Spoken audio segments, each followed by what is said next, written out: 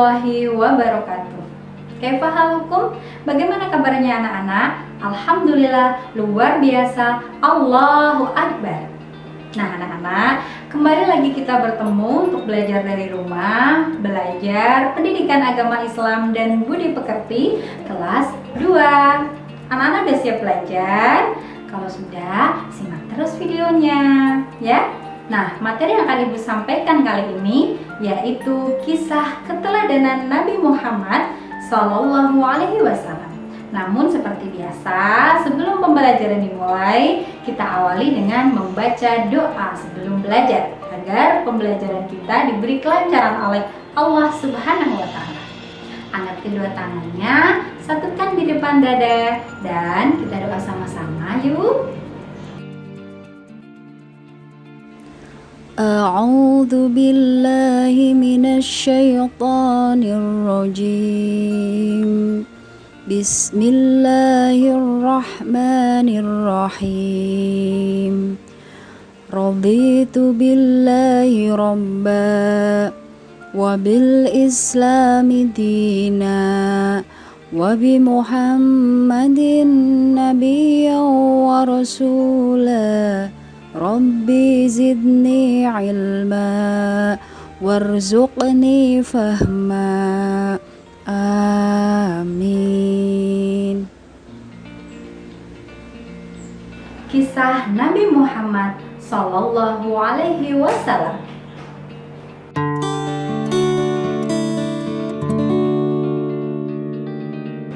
Yang pertama, kisah kelahiran Nabi Muhammad Sallallahu Alaihi Wasallam.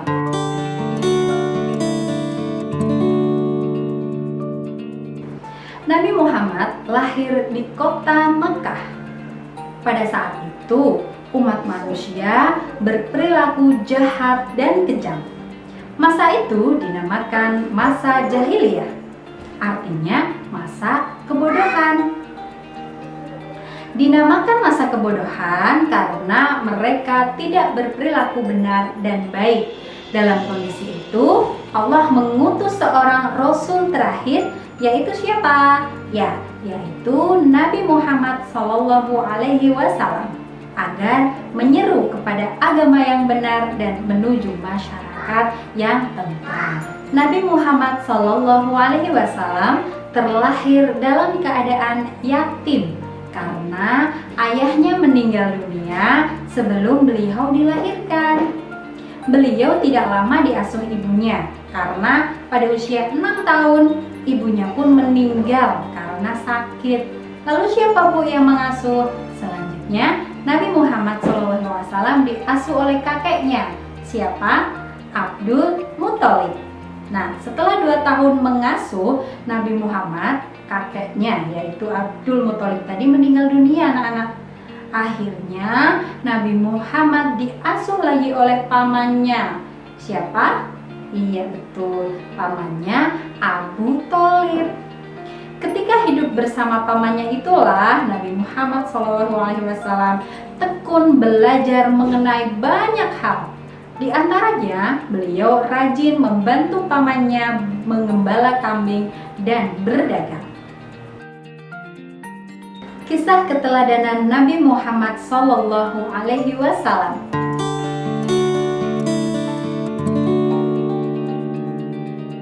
Masyarakat kota Mekah mengenal Nabi Muhammad SAW sebagai seorang yang amat jujur dalam perkataan dan perbuatan. Karena kejujurannya inilah mereka memberi gelar Nabi Muhammad yaitu Al-Amin. Al-Amin artinya orang yang dapat dipercaya. Gelar itu belum pernah diberikan kepada mereka, kepada siapapun di situ, belum pernah. Jadi Nabi Muhammad satu-satunya orang yang diberi gelar Al-Amin. Nah, Nabi Muhammad SAW juga memiliki budi pekerti yang baik anak-anak. Beliau sangat sopan dalam segala tindakannya, tidak pernah menyakiti hati orang lain, tidak pernah melakukan perbuatan yang tidak baik, dan suka menolong orang-orang yang membutuhkan bantuan. Nah, anak-anak, Nabi Muhammad juga sangat menghormati orang lain. Kalau ada orang yang mengajaknya berbicara, beliau mendengarkan dengan sungguh-sungguh dan hati-hati. Beliau sedikit berbicara dan lebih banyak mendengarkan. Kalau sedang berbicara, beliau sungguh-sungguh anak-anak. Kadang-kadang diselipi sedikit humor dan senda gurau.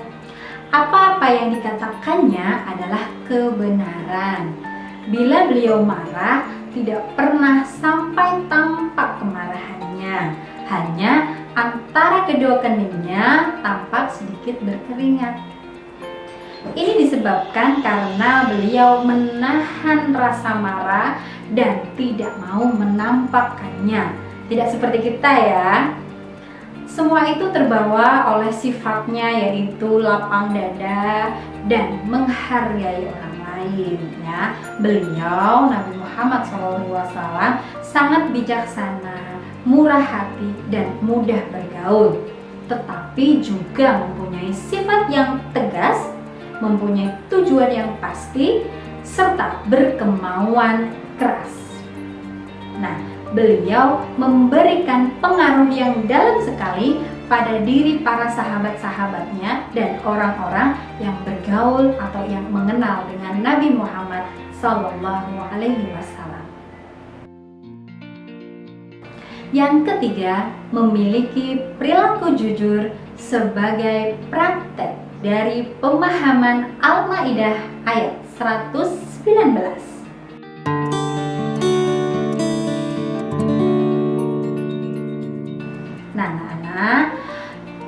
Sifat Nabi Muhammad diantaranya adalah jujur. Jujur artinya benar, benar dalam perkataan dan perbuatan. Ya, jujur berarti mengatakan sesuatu sesuai dengan kenyataannya. Ya, tidak mengada-ngada, tidak menambah dan tidak mengurangi. Nah, perilaku jujur merupakan perintah agama. Setiap muslim harus berperilaku jujur. Sebagaimana firman Allah dalam Quran surat Al-Maidah ayat 119 yang berbunyi berikut ini. Bismillahirrahmanirrahim. Qala Allahu hadza yaumu yanfa'u shadiqina sidquhum. Lahum jannatun tajri min tahtihal anharu khalidina fiha abada. Radhiyallahu anhum wa radu'an. Dzalikal fawzul azim. Artinya, Allah berfirman, inilah saat orang yang benar memperoleh manfaat dari kebenarannya. Mereka memperoleh surga yang mengalir di bawahnya sungai-sungai. Mereka kekal di dalamnya selama-lamanya. Allah ridho kepada mereka dan mereka pula ridho kepadanya. Itulah kemenangan yang agung. Ayat di atas memerintahkan kita untuk berbuat jujur. Orang yang jujur akan mendapatkan keuntungan baik di dunia maupun di akhirat. Allah Subhanahu wa Ta'ala sayang kepada orang yang jujur. Ketika di dunia dia akan disukai orang lain, mendapat banyak teman dan saudara. Ketika di akhirat, mereka akan memperoleh surga dari Allah Subhanahu wa Ta'ala. Kejujuran akan membawa kita kepada kebaikan, anak-anak. Nah, kita harus jujur kepada semua orang. Kenapa, Bu? Karena jujur disukai oleh Allah. Kita harus jujur kepada semua orang, diantaranya kepada orang tua, kepada guru, kepada teman. Jika orang tua meminta kalian atau meminta tolong membelikan sesuatu, maka uang kembaliannya juga harus dikembalikan, ya. Jika guru bertanya kenapa tidak mengerjakan PR, kalian juga harus jawab dengan jujur, ya. Kebalikan dari jujur adalah dusta atau bohong, ya. Kita dilarang untuk berbohong, baik dalam ucapan maupun perbuatan. Anak yang suka berbohong akan rugi. Allah Subhanahu wa Ta'ala tidak akan menyayanginya. Allah tidak akan menyayangi orang-orang yang suka berbohong, anak-anak. Ya, nggak mau ya. Nah, Pendusta atau orang yang sering berbohong juga tidak akan dipercaya oleh orang lain. Dia akan sulit mendapatkan teman. Salah satu contoh perbuatan dusta adalah mencontek ketika ulangan. Nah, nggak boleh ya. Perbuatan ini akan merugikan diri kita sendiri dan orang lain. Kita harus mencontoh Nabi Muhammad SAW. Beliau sangat dipercaya baik oleh kawannya maupun oleh lawannya sekaligus. Ya, maka dari itu karena kejujuran beliau banyak orang yang tertarik untuk memeluk Islam. Nah, gitu ya. Anak-anak, sekian dulu pembelajaran dari Ibu. Mudah-mudahan apa yang Ibu sampaikan bermanfaat buat kalian dan bisa kalian praktekkan di rumah. Ya, jangan lupa minta bimbingan sama orang tua, ibu, bapak, ataupun kakak kalian. Ya, Ibu akhiri dengan membaca hamdalah bersama. Alhamdulillahirobbil alamin. Wassalamualaikum warahmatullahi wabarakatuh.